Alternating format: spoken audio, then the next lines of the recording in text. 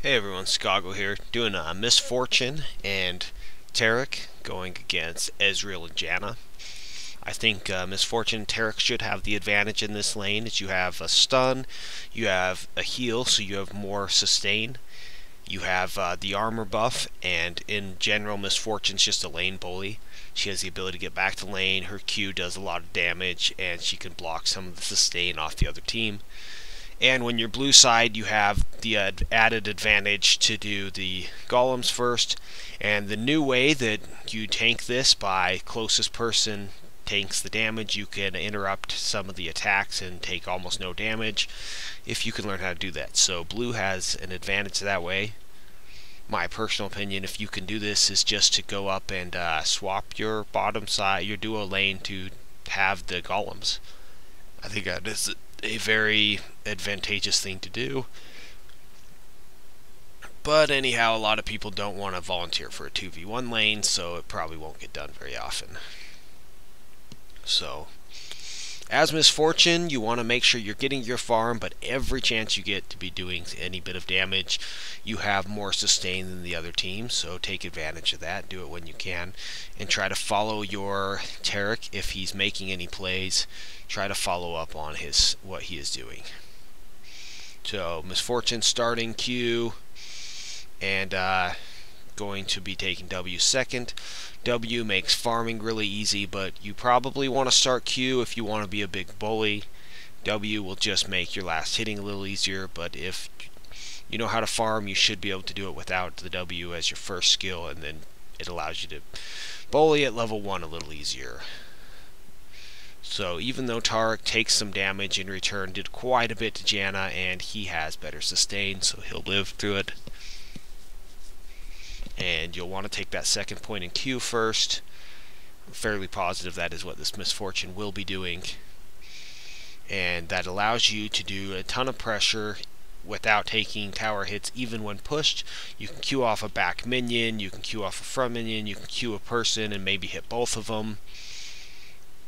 You'll just really learn how to put the pressure on with Misfortune, and if they want to venture out while you have a bigger creep wave, they'll take too much damage from the creep wave to return much damage onto you to make it worth it for them. This is just one of the strongest lanes, I would think, right now.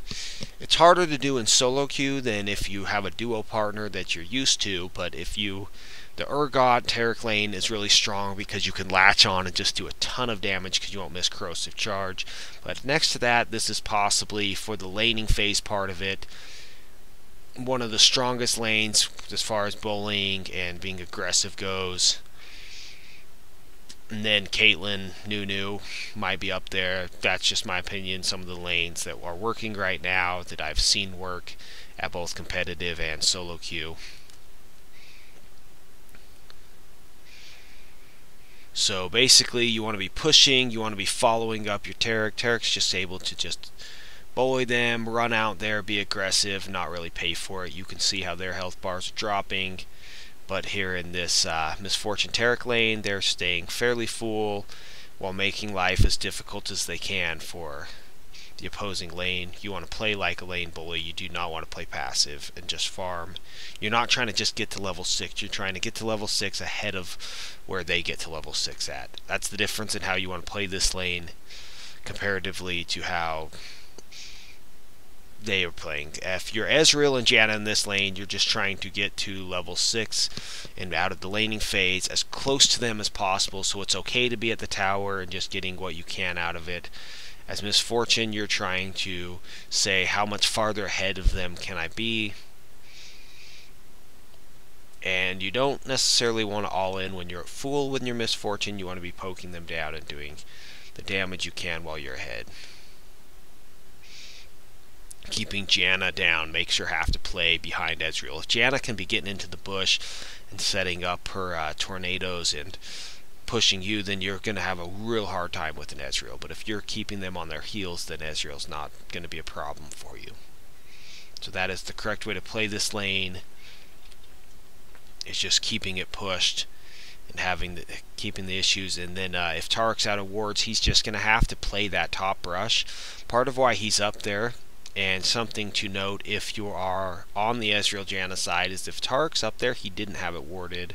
So you either need to tell your jungler it just got warded, or if he's just hanging out there a lot, it's not warded, so he could possibly pull off a gank.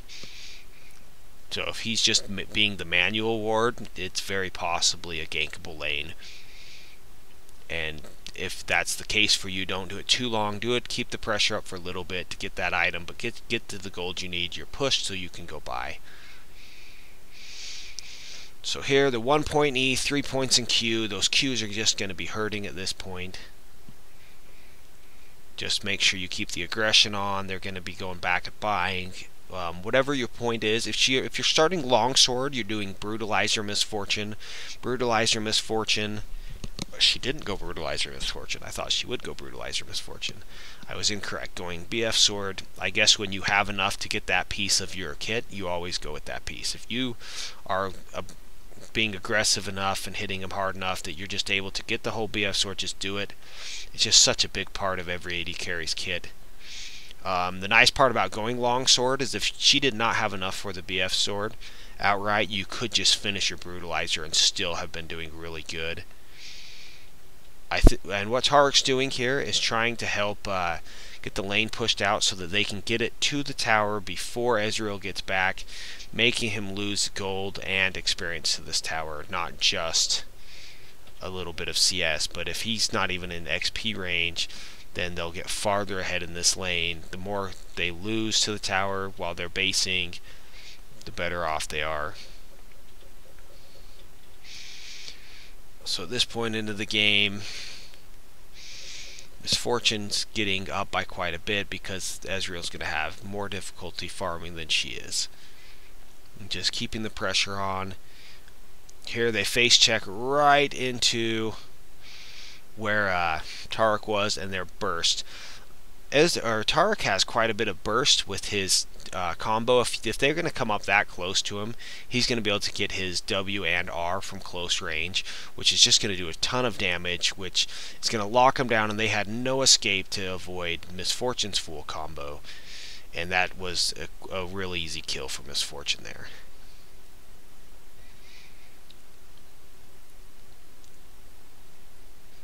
So now they're quite a bit ahead in lane, and Misfortune is a decent amount ahead. She was already ahead, got the BF Sword really early on, her first back. But with that kill, that was the first kill in the lane. So she's already up 12 CS. Now with the kill, she's going to be getting the pressure onto the tower. She's going to get her tower, and her tower's not even scratched really yet. And you could tell he is not in a good place. Misfortune's kit just does a lot of damage. She was up in items, and that is the proper way to play the lane. Just be aggressive, and unless their jungler is in position, if you can just stay warded and keep tabs on him, if he ganks top, you can be just hyper aggressive here bottom with this lane combo. Not a whole lot that they're going to be able to do about it, as long as you're just staying forward. Ezreal's just behind in items, as you can see. And as long as you're ahead, you can just keep this hyper-aggressive mentality, just keep pushed on them. You could see that Taric, before they did that dive, he warded past the tower into that tri-brush just to make sure that the jungler wasn't there. So before you make those kind of plays, get the vision out there. Keep your vision appropriate to how aggressive you're going to be playing, and you'll have a lot better results for it. Here she's just responding to a jungle invasion by a Akali. You can't see Akali in the Shroud, but anything you have that's AoE will hit. Any skill shots can hit. She can bullet time can cover the whole Shroud, at least chasing Akali off or doing some damage in the meantime. And if Ezreal pushes out too hard, then you can freeze the lane and starve him out of farm and experiences he can't duel with Misfortune right now. So that's a way to play this lane. The Bloodthirster's finished, and he is not done with his, so Misfortune's significantly ahead, and she has the choice to either push the lane and roam, help her team, or just let the lane push against her and just freeze it around right here. And if she freezes here, Ezreal is just going to have a real hard time getting it much more farm. There goes Nunu, he's just going to go into this brush, and Ezreal just overextended. There is no tower here. He just doesn't run because there was no point. So the reason he doesn't run was he knew he was dead. And he basically was just trying to return damage. If he could kill someone, great. If he can't, it didn't matter. So at this point, every time Ezreal pushes with no tower behind him, he's going to be dead. So they find a pink ward with their own pink ward. Clear out the vision. They're going to be ganking mid. They can get the mid tower fairly easily off that if they can successfully gank this, which they're not going to be able to successfully gank. Kali does too much damage, so even though you're winning your lane, just be careful when diving after a Kali. She does a ton of damage, and good luck in your Misfortune games.